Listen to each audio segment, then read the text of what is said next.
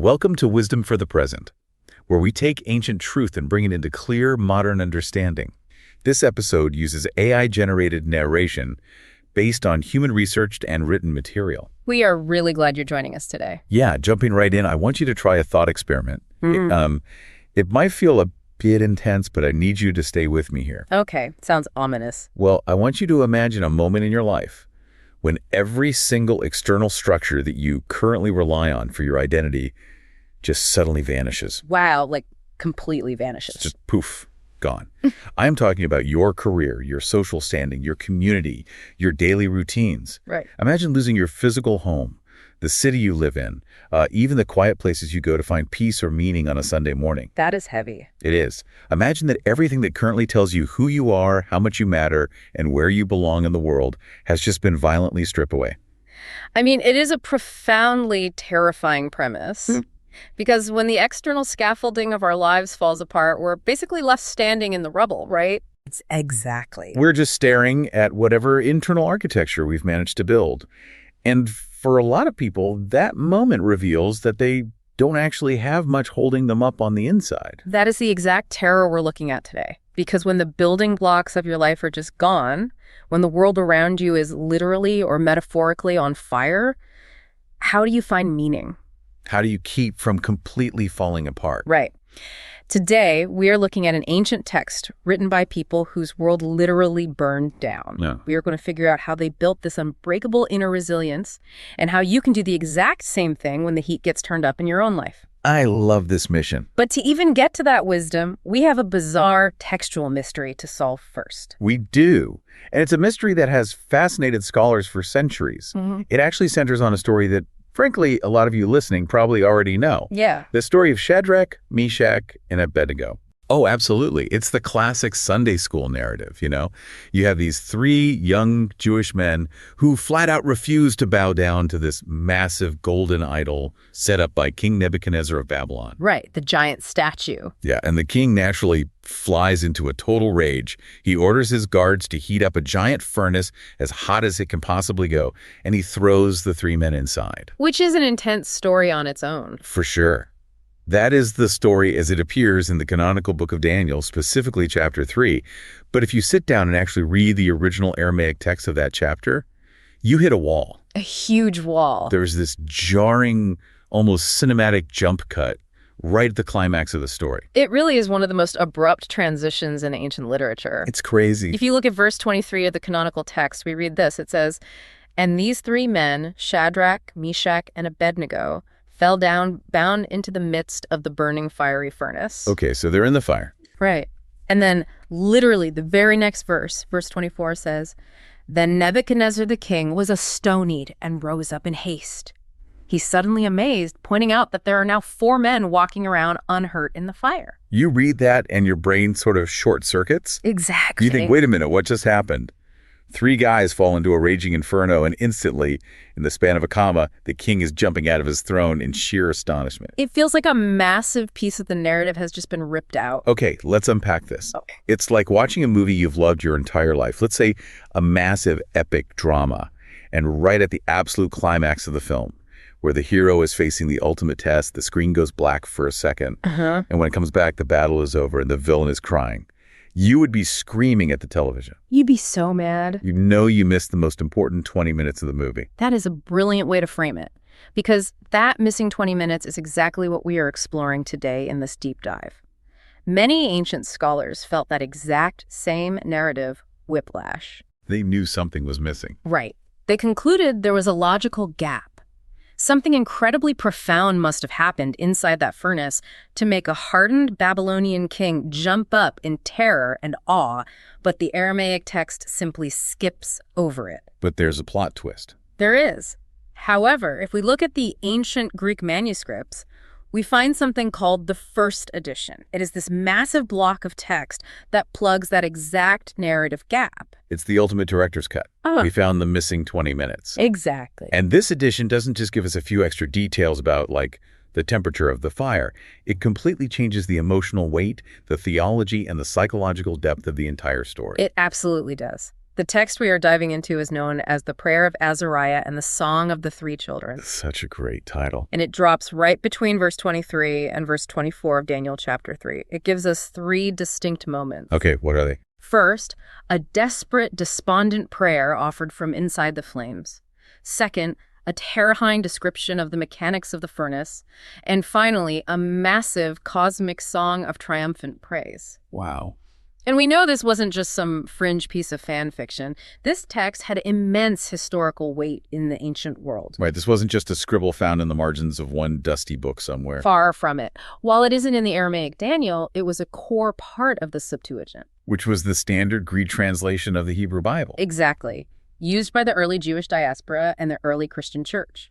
We find it incredibly important ancient manuscripts. We actually have evidence of monks literally scraping the ink off of old, priceless parchment just so they could write this specific story over it. Wait, really? They destroyed other books just to write this one down? Yes. That is how vital this text was to them. For centuries, for millions of readers across the Roman Empire and beyond, this edition was the definitive story of the fiery furnace. But that leaves us with a massive question. Why did someone feel the overwhelming need to write this specific prayer and insert it into that exact gap? That's the real mystery. Why fill the silence of the furnace with these specific words? To figure that out, we have to realize something shocking about this text. If we want to understand the Prayer of Azariah, we can't look at Babylon. We can't look at King Nebuchadnezzar. No, we cannot. And this is a crucial skill when engaging with ancient wisdom literature. You have to look past the superficial setting and read the internal clues the author leaves behind. Right. When we examine the actual words Azariah is praying, it becomes glaringly obvious that he isn't talking about the Babylonian exile at all. Let's pull the text up because the proof is right there in verse 15. Azariah is crying out to God from the fire. And he says, let me read this. Neither is there at this time prince or prophet or leader or burnt offering or sacrifice or oblation or incense or place to offer before thee and to find mercy.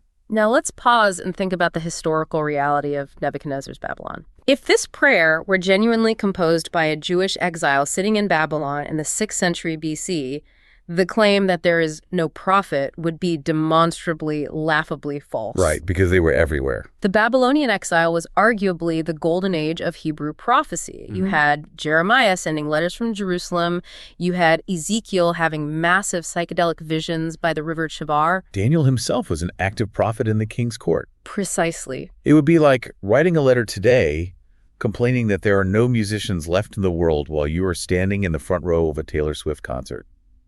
It makes absolutely no sense. That is a perfect analogy. Furthermore, the prayer laments the total lack of a place to offer before thee. Now, yes, the physical temple in Jerusalem was destroyed by the Babylonians. Yeah.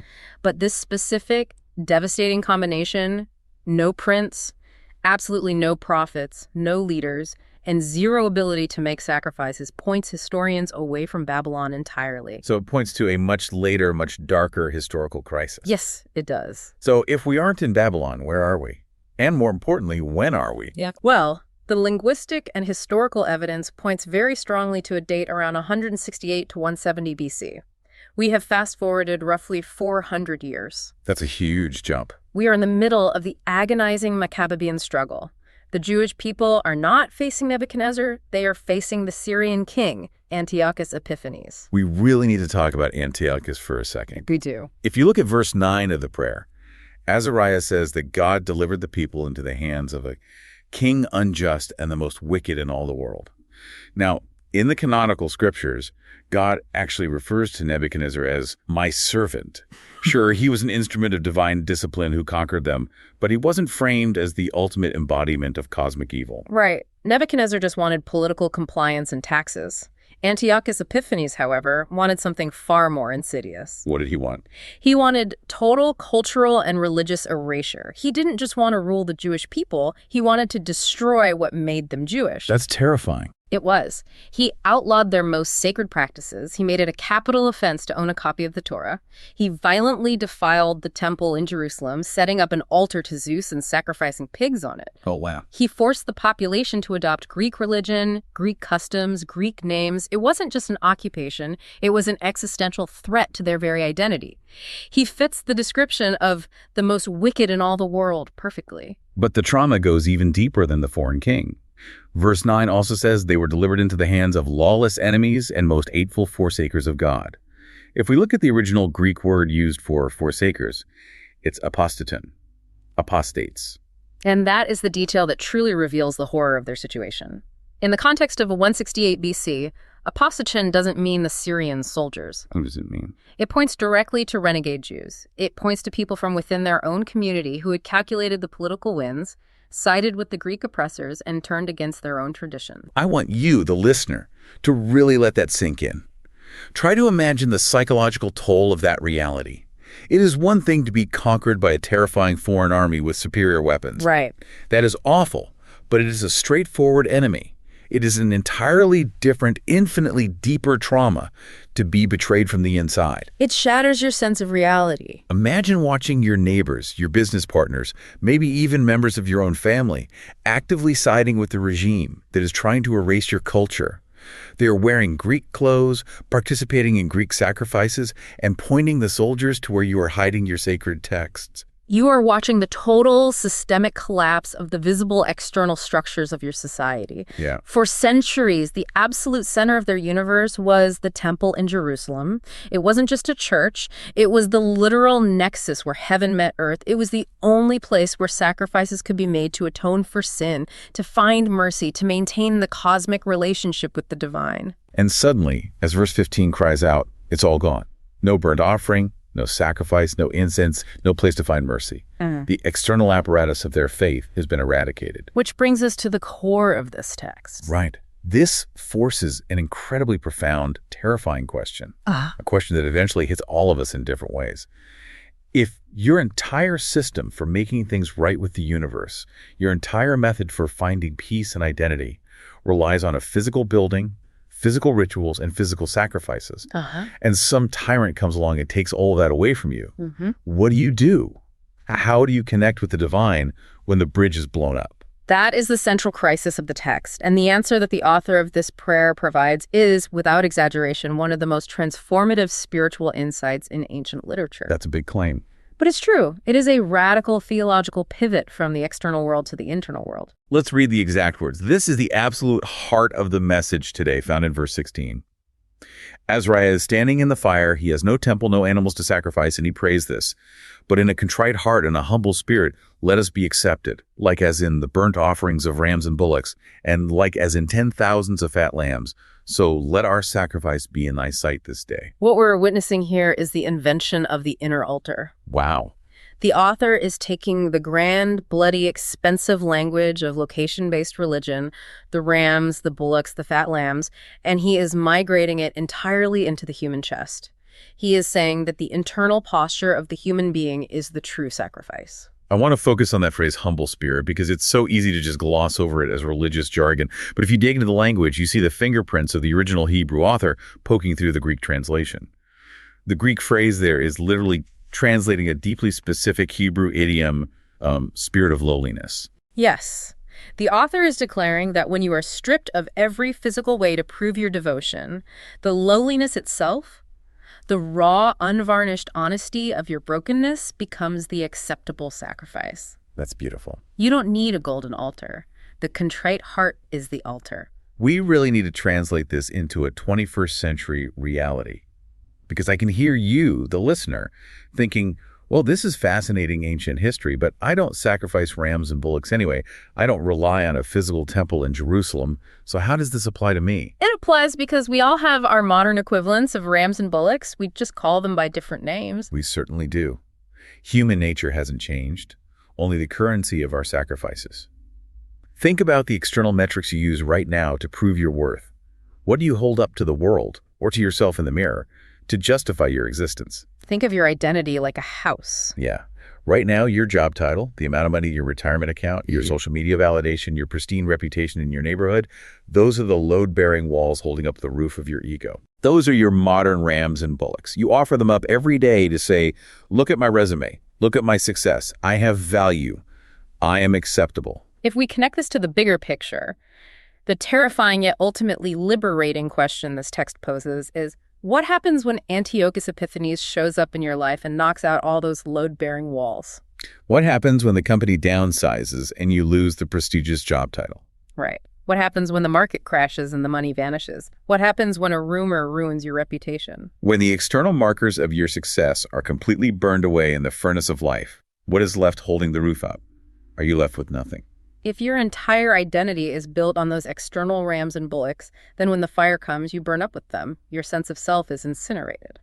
But if Azariah is right, and you have built a center pillar made of pure humility, a spirit of lowliness, a deep internal honesty about who you are, apart from your achievements, then the external walls can be blown away and the roof stays up.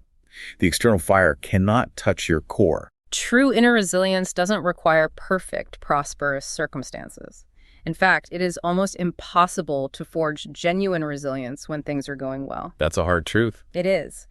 The author of this prayer, living through the absolute terror of 168 BC, comes to the staggering realization that the divine does not need the physical temple to accept them. The universe does not require your pristine resume. It only requires your honest, vulnerable, lowly reality. That is a beautiful thought. But getting to that place of inner humility, that is incredibly difficult. And in the Prayer of Azariah, getting to that spirit of lowliness requires the author to face an idea that is deeply, deeply uncomfortable. Yeah, totally. Honestly, it's an idea that modern listeners usually reject outright the second they hear it. You are referring to the intense theme of collective guilt that dominates the entire first half of the prayer? I am. Let's look at verses 4-8 because it is shocking. It really is. Azariah is literally standing in the middle of a burning fiery furnace. He is facing an unjust, agonizing execution. Yeah. And what is his reaction? He doesn't shake his fist at the sky and scream, "This is unfair." He doesn't say, "God, how could you let this happen to me?" Not at all. Instead, he looks up and says, "Thou art just in all the things that thou hast done to us." He says, "We have sinned and committed iniquity in departing from thee. So all that thou hast brought upon us, thou hast done in true judgment." He spends verse after verse insisting that they completely deserve to be in the fire. This is a massive philosophical obstacle for a modern reader. Oh, huge. We live in an intensely hyper-individualistic society. The very concept of collective guilt, the idea that I should bear the blame or suffer the horrific consequences for the sins and failures of my broader community, my nation, or my ancestors, is profoundly offensive to the modern Western mind. Yeah, we hate that. Our entire worldview is based on the premise that if I personally didn't pull the trigger, if I personally didn't commit the crime, then I am 100% innocent. And to be fair, it wasn't just modern people who felt that way. The ancient world debated this too. Very true. If you look at other texts from this exact same terrifying Maccabean period, you see the exact opposite reaction. Take Psalm 44, for example. Many scholars place it right in this same era of persecution. But the writers of Psalm 44 take the innocent martyr approach. Right, they complain. They protest vehemently to God. They basically say, "Listen, we haven't forgotten you. We haven't broken the covenant. We're keeping all the rules, and yet you are letting us be slaughtered like sheep." They claim to be totally innocent victims, persecuted solely for their righteousness. It is a critical comparison. Psalm 44 is the voice of righteous indignation. It is the voice that says, "I didn't deserve this." But Azariah's prayer rejects that. Azariah takes the voice of collective national repentance. He bundles himself up with the worst failures of his society and says, "We have sinned grievously in all things and have neither hearkened unto thy commandments nor kept them." Here's where it gets really interesting, because I have to push back hard on this. Okay, let's hear it. I really struggle with this, and I know you, the listener, are probably struggling with it too. Why on earth would Azariah insist they deserved the furnace? If you are being oppressed by a genocidal maniac like Antiochus Epiphanes, why take the blame? Why wouldn't you just say, "This guy is pure evil, we're the good guys, save us"? Right. Why accept guilt for something a crazy king is doing to you? It's a vital question. To understand it, we have to look at how ancient psychology processed trauma and chaos. For the ancient mind, accepting guilt was actually a desperate psychological mechanism for maintaining order in the universe. Wait, how does taking the blame create order? Well, think about the terrifying alternative. If you truly believe that you and your people are perfectly innocent, and yet you are suffering horrific, unspeakable, random tragedy, what does that say about the universe you live in? I guess it says the universe is completely chaotic. It means suffering is random, meaning is a joke, and God is either entirely powerless to stop the bad guys, or God is deeply unjust. Exactly. The innocent victim worldview, when faced with overwhelming trauma, inevitably leads to nihilism. But if you accept that your suffering is a true judgment for the collective, historic failures of your people, even the failures of generations past, it preserves a sense of moral gravity. So it's about holding on to meaning. Yes. It preserves the idea that God is still on the throne, that the universe still operates on a moral axis of cause and effect. It means the suffering has a reason, even if that reason is deeply painful to swallow.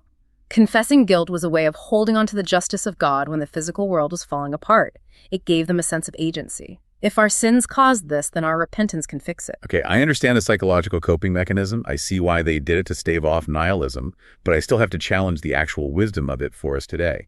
Is it actually fair? Fair is a tough word. Right, because you're essentially saying I should take the blame for something my grandfather did or my government did just so I can feel like the universe makes sense. That sounds like a terrible, toxic psychological burden, not profound wisdom. If a massive chemical company dumps toxins into a river and I just work in their mailroom trying to feed my family, am I guilty? If my ancestors built a system of deep societal inequality and I'm just an average person today trying to be kind to my neighbors, am I to blame? It is a phenomenal tension, and you are right to push back on it. The legal, individual culpability is obviously zero. You did not dump the toxins. Right. But perhaps the enduring wisdom here isn't about personal culpability in a courtroom sense. The wisdom lies in recognizing that we are inextricably linked to the fabric of our communities, for better or worse. We're not islands. Exactly. Modern hyper-individualism is largely a myth. You cannot cleanly isolate yourself from the collective human condition.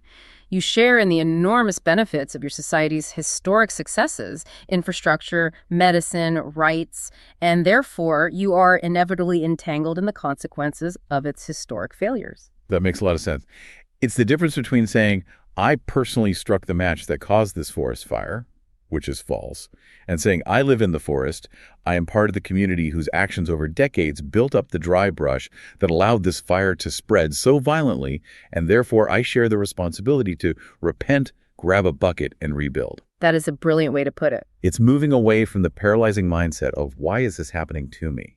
And moving toward the empowering mindset of, what is our shared responsibility in this? Precisely. And it's crucial to point out that in the text, while Azariah accepts the judgment of God upon the nation of Israel, he absolutely does not accept the ultimate authority of the oppressors. Accepting that your own society is flawed does not mean rolling over and accepting the tyranny of Antiochus Epiphanes. That's a great point. And that distinction leads us right into the second half of the prayer, which features a very intense, fiery petition for justice. And as guides helping you apply this today, we need to handle this section with some serious discernment. We do. Towards the end of the prayer, starting around verse 21, Azariah shifts his focus from his own people's failures to the actions of the enemy. And he prays this, and let all them that do thy servants hurt be confounded, and let them be brought to shame and deprived of all their dominion, and let their strength be broken. The language is incredibly intense. And if you look at the translation notes, there's a really interesting linguistic detail here. Oh, the Greek phrasing? Yeah. The Greek phrase for deprived of all their dominion suggests a pregnant use of the Hebrew preposition min. It doesn't just mean take their power away. It carries the nuance that they should be made ashamed of the very authority they wielded. Wow. The prayer is asking for a moment of profound, humiliating clarity, where the oppressors are forced to look at the dominion they abused and feel deep shame for what they've done. It is a very raw, very human desire to see the oppressor forced to realize the horror of their own actions. However, when we read ancient texts like this, we must clearly distinguish between enduring moral wisdom and the specific, localized survival instincts of a persecuted people. Exactly. I want to be very clear with you, the listener. You do not have to blindly endorse everything you read in an ancient text.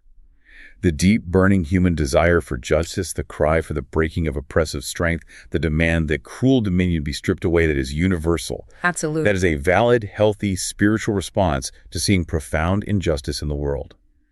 When you see tyranny, you should want it broken. We are simply reporting the ideas contained in the original source material, not endorsing any specific political agenda today. Right. But the specific mechanics of ancient retribution, praying for the literal violent destruction of your enemies or their profound public humiliation, is heavily rooted in the geopolitical reality of 168 BC. They were facing literal, physical extermination. Their prayers for deliverance naturally, inevitably, included the violent destruction of the armies trying to slaughter their children. Right. We are allowed to feel Azariah's passion for justice. We are allowed to cry out against lawless enemies. But we are not required to adopt ancient tribalism. In fact, earlier in the prayer, in verse 19, there's a beautiful moment where Azariah asks God to deal with him according to his forbearance. Yes. The Greek word there is epieikeia. It's a wonderful word. It implies a sweet reasonableness. It's an equity that doesn't rigidly press for the last agonizing drop of its rights. I love that concept. And as modern people trying to build a better world, we would do incredibly well to apply that epikeia, that sweet reasonableness, to our pursuit of justice, rather than focusing purely on vindictive retribution. Well said. We must focus on the psychological and spiritual state of the author, rather than getting bogged down in the political strife of the era. And the state of the author at the end of this prayer is one of total radical surrender. He just lets go. Yes. He has confessed the collective guilt. He has pleaded for mercy for his people. He has cried out for the breaking of injustice. And then he simply leaves it in the hands of the divine. He lets go. And the second he lets go, the second the prayer ends, the narrative immediately slams us right back into the physical, terrifying reality of the furnace. The camera cuts from his internal soul back to the external fire, and the description is incredibly vivid. It is a terrifying sensory experience. Verses 23 through 27 act as the narrative bridge between the despondency of the prayer we just read and the jubilation of the massive song that is about to follow. And it starts by describing the king's servants relentlessly, frantically heating the furnace. I'll read it because the imagery is wild. And the king's servants that put them in ceased not to make the oven hot with rosin, pitch, tow, and small wood, so that the flame streamed forth above the furnace 49 cubits. And it passed through and burned those Chaldeans it found about the furnace. The specifics are remarkable. The Greek text tells us they were heating the furnace with naphtha, pitch, tow, and wood. Now, scholars note that the phrasing heating the furnace with naphtha in Greek is actually quite clunky grammatically. How so? It's another example of a too literal rendering of an older Aramaic original. But regardless of the grammar, the point is the extreme, unnatural heat. A flame streaming 49 cubits high is roughly 75 feet into the air. 75 feet? Yes. This is not a campfire. It is a towering inferno so violently hot that it instantly incinerates the executioners standing outside the furnace. That sets the stakes. The external world is at maximum lethality, but inside, inside the furnace is a completely different reality. Verse 26 says, "But the angel of the Lord came down into the oven together with Azariah and his fellows and smote the flame of the fire out of the oven." And then we get arguably the most beautiful image in the entire text in verse 27. "And made the midst of the furnace as it had been a moist whistling wind, so that the fire touched them not at all, neither hurt nor troubled them." A moist whistling wind. If we look at the literal translation of the underlying language, it translates to a wind of dew. It is an incredibly evocative, poetic phrase. Now, I want to give you a mental picture for this because it's so profound. It's not just a nice breeze. Right. Imagine being thousands of feet deep in the ocean. The external pressure of the water at that depth is enough to instantly crush a nuclear submarine like an empty soda can. It is absolute crushing destruction all around you. Okay, I'm picturing it. But imagine that right where you are floating, you possess an internal buoyancy, an internal pressure that perfectly pushes back against the deep. You are in the most hostile environment on Earth, but you are perfectly, entirely safe. That is the wind of dew. It represents the ultimate state of internal peace amid absolute external chaos. What's fascinating here is the theology of deliverance the author presents. The text explicitly says the fire, quote, touched them not at all, neither hurt nor troubled them. But notice very carefully what did not happen in the narrative. The furnace was not turned off. Exactly. The king did not apologize. The flames were still streaming 75 feet into the air, burning people alive outside. The external threat was absolutely not removed, but their experience of the threat was completely transformed by the wind of dew. That is the absolute core of internal resilience. It's so counterintuitive to how we normally operate. Think about it. We spend so much of our energy, so much of our prayer life, demanding that the universe put out the fire. We say, fix my micromanaging boss, fix my bank account, cure this chronic illness, change the political landscape so my side wins. We want the furnace turned off. We think peace is the absence of fire. And the hard truth of human existence is that sometimes the furnace is simply not turned off. The external world remains hostile, chaotic, and dangerous. The profound value of this ancient text is the promise that it is possible to cultivate a wind of dew within the fire. Yes. It teaches us that the internal state can be vigorously protected and preserved even when the external circumstances are actively destructive. So what happens when you actually achieve that? What happens when you are standing in the flames and you suddenly realize the fire can't hurt your soul? What happens when you find that wind of dew, that spirit of lowliness, and you realize that your core identity is untouchable? The answer the text gives is magnificent. You sing. You sing. Right. Azariah doesn't just sit down and take a nap in the cool breeze. He doesn't just sigh in relief. He does something entirely counterintuitive. He opens his mouth and starts belting out a hymn. And that brings us to the final major section of the text, the cosmic song of praise. Starting in verse 28, the narrative explodes into a massive, jubilant hymn known as the Song of the Three Children. The tonal shift is absolutely stunning. It's like whiplash again. Truly. We have just spent 20 verses wading through a deeply penitential, sorrowful prayer, acknowledging sin, exile, betrayal, and the lack of a temple. We watch them get thrown into a 75-foot wall of fire, and suddenly, without skipping a beat, the three men, as out of one mouth, begin to praise and glorify God in the middle of the furnace. The song is legendary. It's often referred to as the Benedicite, which comes from its opening Latin word in the Vulgate translation. And the structure of it is incredibly simple, but the scope is mind-boggling. It really is. It's essentially a massive cosmic roll call. Yeah. It's a demand that every single thing in the known universe join them in praising God. The refrain is constant and relentless, echoing the structure of canonical texts like Psalm 136. Over and over again, from verse 35 all the way to 66, the song repeats the exact same command: sing his praise and highly exalt him forever. It's an intoxicating rhythm. And the guest list for this cosmic choir is wild. They start at the very top. They call on the heavens, the angels, the waters above the heaven. Then they zoom out to the cosmos, the sun, the moon, the stars of heaven. Right. Then they move into the weather systems, every shower and dew, the winds, fire and heat, winter and summer, frosts and snows, lightnings and clouds. Then they pan down to the earth, mountains and hills, seas and rivers. They literally call on the whales. O ye whales, and all that move in the waters, bless ye the Lord. I love that part. They call on the fowls of the air, the beasts and cattle. And finally, almost as an afterthought, they call on the sons of men, Israel, the priests, and the servants of the Lord. It is a comprehensive taxonomy of the universe, united in a single joyous purpose.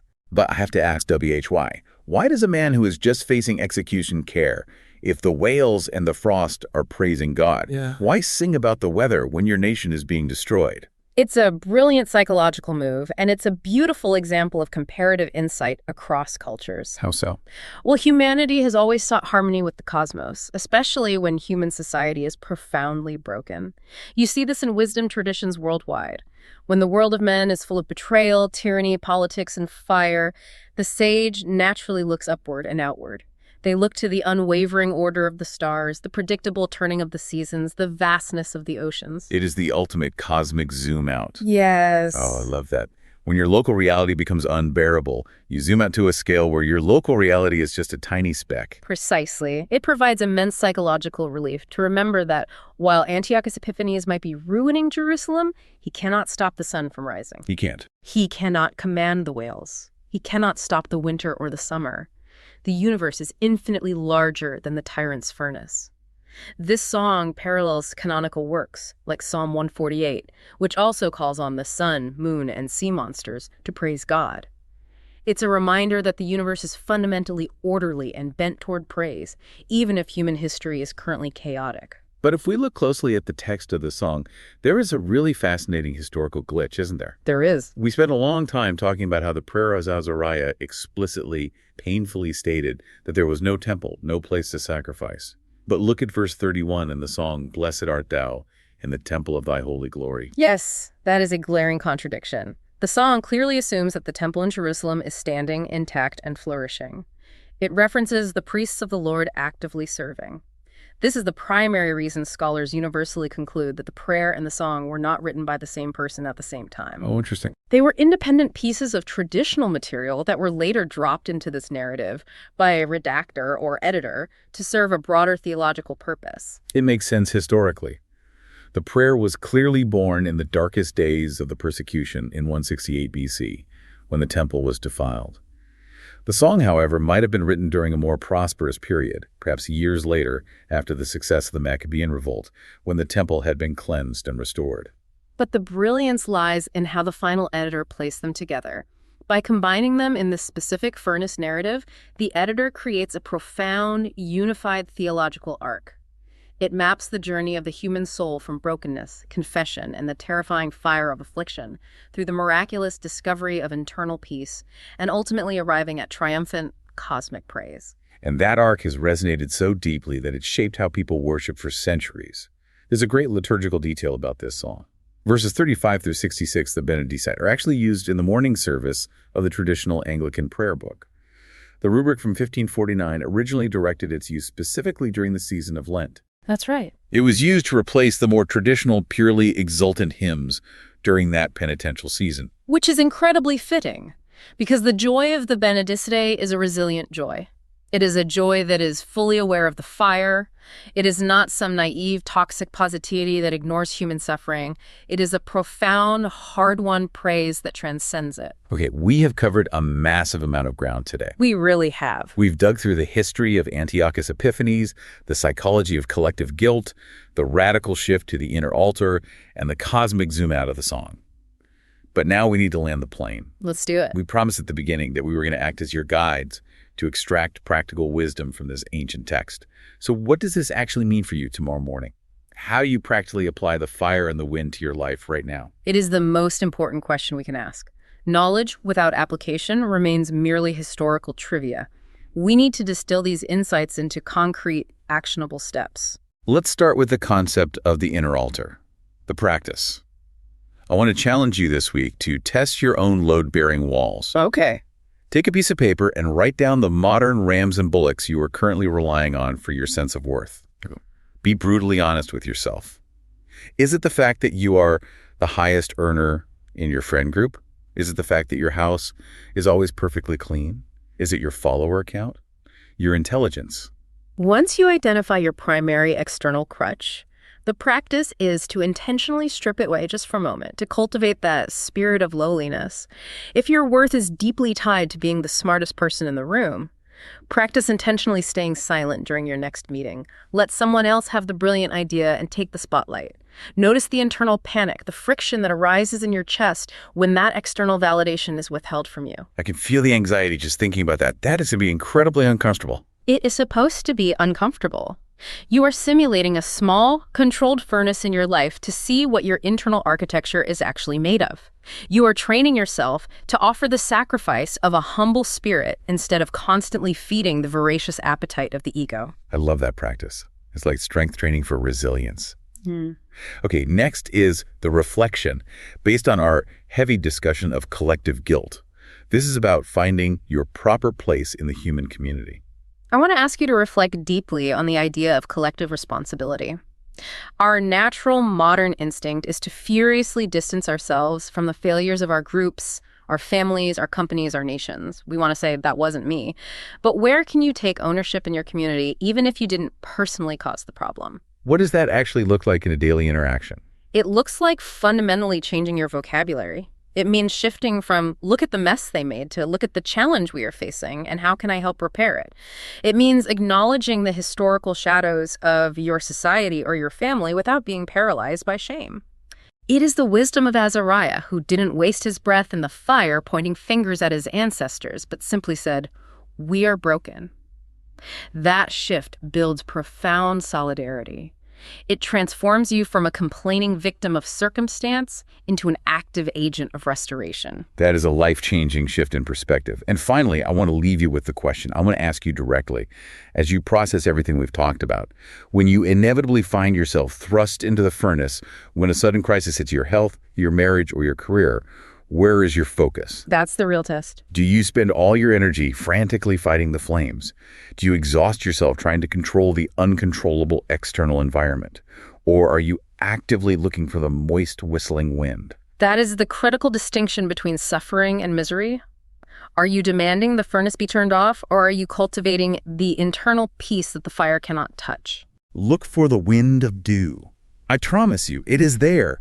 It might be incredibly small, it might be painfully quiet, but if you can access that spirit of lowliness, if you can let go of the external scaffolding, you can find that cool breeze right in the dead center of the inferno. This ancient apocryphal text is ultimately a masterclass in shifting our attention from the external circumstances we are powerless to control to the internal posture we have absolute authority over. As we wrap up this deep dive, I want to leave you with one final provocative thought to mull over on your own. It's a tiny detail buried near the very end of the Song of the Three Children, in verse 64.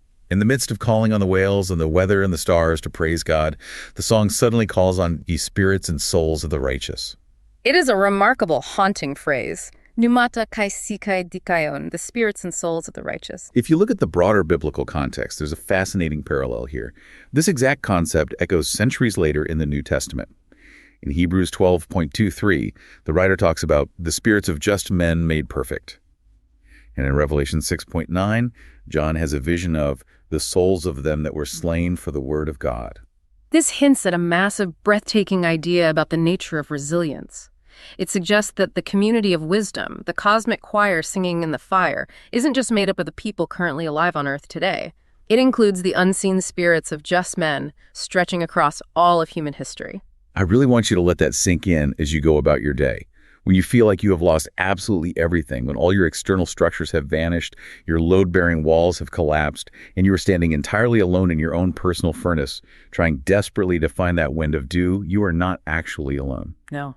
You are accompanied by a vast, unseen choir that has survived the exact same fire before you. The righteous, who have suffered unjustly under tyrants, the humble, who have cultivated that spirit of lowliness through centuries of human history, the people who have found the inner altar when the outer temple burned.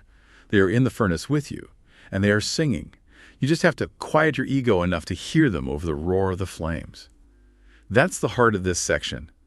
This is wisdom for the present, where understanding leads to clarity, and clarity shapes how we see and live. We'll see you in the next episode.